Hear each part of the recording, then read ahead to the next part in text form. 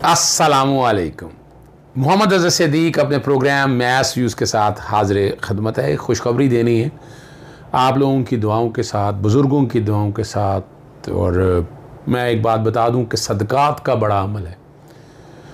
जान के बदले जान की कुर्बानी, रब पाक जान भी बख्श देते हैं। वालिद साहब को 15% में 15% कह रहा हूँ, ICU में थे तो माइंड ब्रेन रिस्पॉन्ड नहीं कर रहा था, लेकिन शुक्र अल्हम्दुलिल्लाह आज वो ICU से शिफ्ट हो गए हैं और अपने कमरे में आ गए हैं।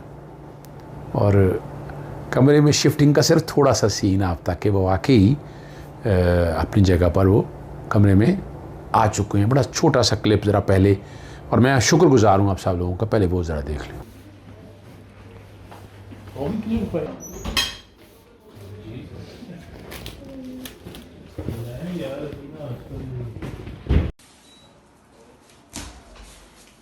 जी, आपने वालिद साहब की शिफ्टिंग का देख लिया, और मैं एहसान मानूँ आपका। ऐसी जगहों से आपने, मदीना शरीफ से, मक्का शरीफ से, पूरी दुनिया से, मैं नाम नहीं लेना चाहता किसी का, हर एक ने बड़े प्यार और मोहब्बत के साथ जज्बात का इजहार किया।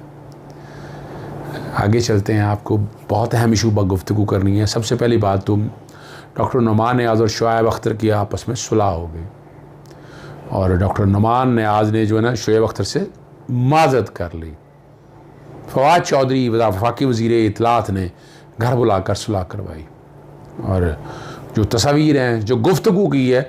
लेकिन एक याद रखिएगा, नुमान नियाज़ का गरूर बड़ा है यहाँ से, और शोएब अख्तर लग रहा है कि उन पर प्रेशर डालकर ये सुलह करवाई गई है। दोनों की आप बॉडी लैंग्वेज से समझ लीजिएगा, ऐसा नहीं होना चाहिए था।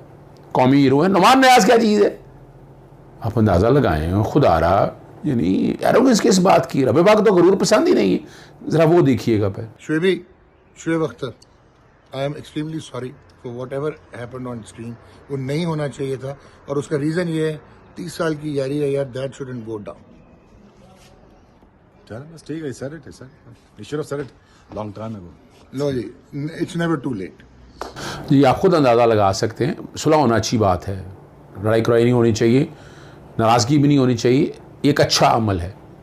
लेकिन इस तरह नहीं, मैं समझता हूँ ये शोएब अख्तर की तजलील की गई है इस सुलह के अंदर भी। फ़ैसला उसने अपना करना, हमारा काम है आप तक इतलात लेकर आना। जनाब, अगला बड़ा अहम इशू है जो मीडिया के बारे में। चेहरा अगर देखिए, आप अंदाज़ा लगाएं, पाकिस्तान तहरीक इंसाफ ज़रा सी बात करती है तो बात से भतंगड़ बन जाता है, और क्या कुछ होता है आप सोच सकते हैं, आप अंदाज़ा लगा सकते हैं कि क्या कुछ हो रहा है और इसका नुकसान क्या है। 12 नवंबर को असद उमर ने कुछ 36-37 मिनट की तकरीर की, 33 सेकंड का एक क्लिप है। मैं वो क्लिप नहीं चलाना चाहता, वो आप लोगों ने सुना हुआ है, जो कुट मारने के बारे में और जो मीडिया के हवाले से जो गुफ्तगू की। अगर इतनी सी बात थी तो इसमें है क्या ऐसा, आप अंदाज़ा लगाएं। मीडिया को भौंकना और कुत्ते से तशबीह देना बिलावल भुट्टो ने कहा, मरीम नवाज़ जो बात करती रही हैं, राना सनाउल्लाह ने जो कि बाप वालिदैन का पता नहीं है, इतने सख्त अल्फाज हैं, और उसका नुकसान क्या होना है वो आने वाले दिनों में अंदाज़ा होगा। तो मीडिया बाइस्ड है, ये याद रख लीजिएगा। सोशल मीडिया रेगुलेट नहीं होने दे रहे, और मौजूदा गवर्नमेंट भी इसको रेगुलेट नहीं कर सकी, आर्टिकल 19 की एनफोर्समेंट को नहीं सही तरह निफाज कर सकी। और मैंने पहले प्रोग्राम में बता दिया था कि गवर्नमेंट जाने की तैयारियां हैं, और वाकई हैं ये, मैं फिर कंफर्म करता हूँ आपको।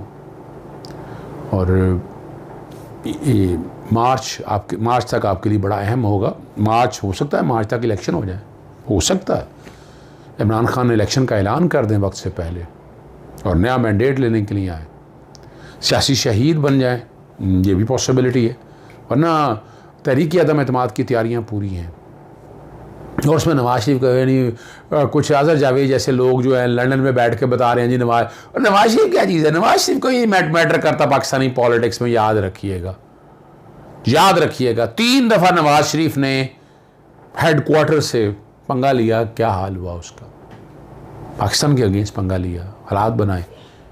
अब इमरान खान से मैं मिस हैंडलिंग का लफ्ज़ नहीं कहता, लेकिन देखिए चेन ऑफ कमांड को डिस्टर्ब नहीं करना, अगर करना है तो भुगतना पड़ेगा आपको। और कुछ चीज़ें मैं भी छुपा रहा हूँ, बहुत कुछ चीज़ें मुझे पता हैं, मैं फिर किसी गुफ्तगू करूँगा। अभी उसका इम्पैक्ट देख लें, उन्हें भी अंदाज़ा हो गया तहरीक इंसाफ को, असद उमर जो कि जलसे में गए हैं अंदाज़ा लगा लें। और सब लोगों ने अब इलेक्शन कैंपेन शुरू हो चुकी है, इलेक्शन की तैयारियां शुरू हो चुकी हैं। और स्टेज के ऊपर याद रखिएगा, कौम ना उम्मीद ना हो, कौम को उम्मीद रखनी चाहिए। याद रखिएगा वो क्लास नहीं आएगी दोबारा, जो करप्ट माफिया ना, चेहरे बदल जाएंगे। हो सकता है उन्हीं सियासी जमातों में से कुछ आगे लोग नजर आ जाएं आपको, लेकिन वो लोग नहीं नज़र आएंगे आपको।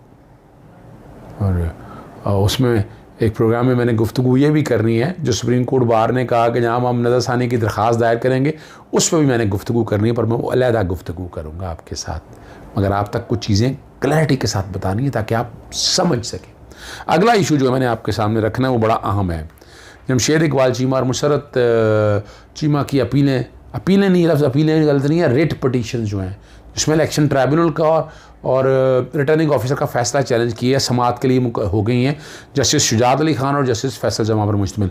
बैकग्राउंड पे वो जो फिक्सेशन है अर्जेंट के तौर पर वो आपके सामने बैकग्राउंड पे चल रहा होगा। 2 रुकनी बेंच है जो 15 नवंबर मंडे वाले दिन समाअत करेगा और कागजात नामजदगी मुस्तरद होने के हवाले से ये दरख्वास्तें दायर की हैं।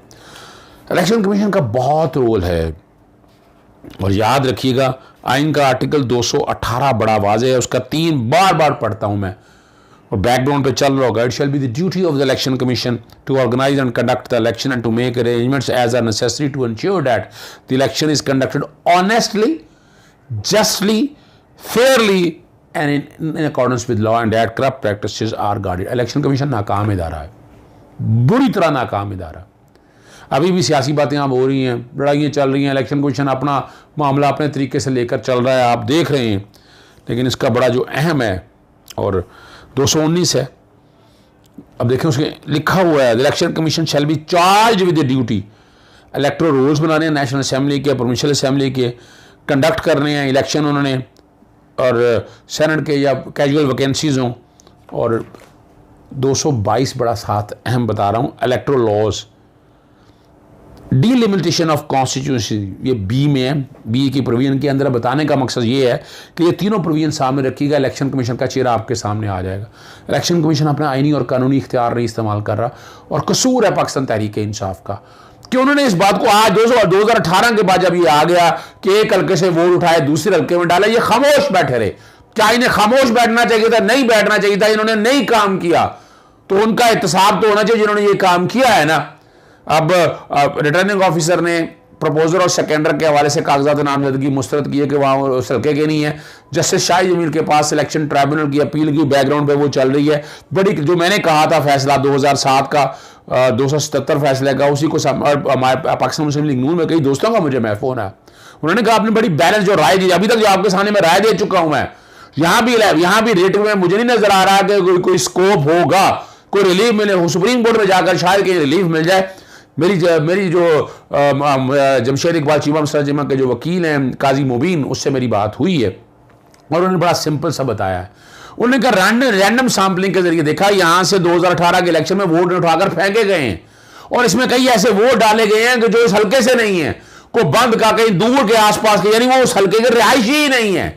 तो ये बड़ा एक मटेरियल, यानी ये अगर देखा जाए तो बड़े मटेरियल इरेगुलरिटी है ये इलेक्शन कमीशन से। लेकिन कोई 40,000 के करीब वोट बता रहे हैं कि 20,000 के 2 चंग वोट निकाल के इधर से निकाल कर उधर डाले गए, उधर से इधर निकाले गए। जब ये निकालेंगे तो 40,000 का इंपैक्ट आता है, तो ये मटेरियल इलेक्शन को इफेक्ट करेगा, इससे रिगिंग और ये सारी। लेकिन वो वहां तक तब पहुंचेंगे जब उनके कागजात नामजदगी मंजूर होंगे, तो इसको वो बेस बना के एक नया आर्गूमेंट लेकर आ रहे हैं और वो कह रहे हैं हमने वहां भी बहस किया, ट्राइब्यूनल के सामने भी आना है। और उनका ये कहना है कि ये इलेक्शन कमीशन की जिम्मेदारी थी, उसका इख्तियार था ये सारा उन्होंने। और दूसरा वो इख्तियार के कॉन्टेक्स्ट में कह रहे हैं कि शेड्यूल खत्म किया जाए, ये वाला शेड्यूल, नया शेड्यूल से पहले ये वाला वोटिंग का जो ट्रेंड है जो हल्के के अंदर ये सारा कुछ है, इसको ठीक किया जाए। इसको ठीक करेंगे तो आगे इलेक्शन हो सकेगा। और आइन के आर्टिकल 218(3) की ये खिलाफ वर्जी है। ये सारी जो बातें मैंने आपके सामने रख दी हैं। अगला जो बड़ा अहम इशू है डेंगू की रोकथाम और पंजाब में एमरजेंसी के नफाज के कॉन्टेक्स्ट में आइनी दरख्वास्त मियां शबीर इस्माइल एडवोकेट जो मेरे ऑफिस के एसोसिएट हैं, उनके खत लिखे गए थे, कोई काम नहीं हो सका। बताया गया कि तकरीबन 90 के करीब अमवात हो चुकी हैं, कोई 20,000 के करीब पेशेंट है डेंगू का, और मेरे वाले साहब के वाले से मैं आपको बता चुका हूँ कि उनके लिए भी क्या मसाइल है डेंगू की वजह से, और मेरे एसोसिएट यानी काफ़ी लोग डिस्टर्ब हैं। कोर्टों में जाता हूँ तो बहुत, यहाँ पर अभी तक वफाकी और सूबाई हुकूमत सबको कहा है नेशनल डिजास्टर मैनेजमेंट को बैकग्राउंड पे वो रेट भी चल रही होगी ताकि आप समझें मैंने किन किन लोगों को फ्रीक बनाया हुआ है इसके अंदर।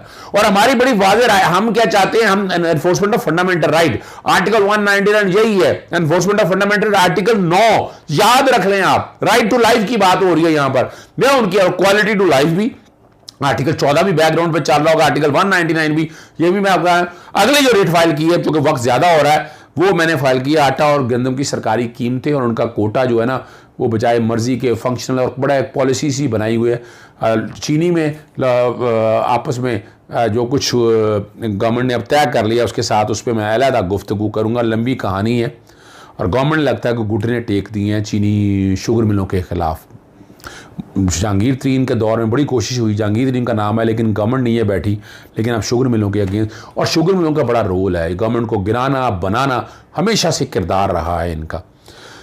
और अब जो आपके सामने वो गंदम के कॉन्टेक्स्ट में मैं ले गया हूँ, पहले ये लगी थी जैसे शाही जमील साहब के पास, वहाँ से कुछ चूँकि चीनी वाला मामला चैलेंज कर दिया कि वफाकी हुकूमत 18वीं तरमीम के बाद नहीं, हालांकि वफाकी सब्जेक्ट है, ये फूड सिक्योरिटी का इशू है, फूड सिक्योरिटी का इशू जो है वो फाक के अंडर आता है, सूबों का कोई ताल्लुक नहीं है इसके साथ।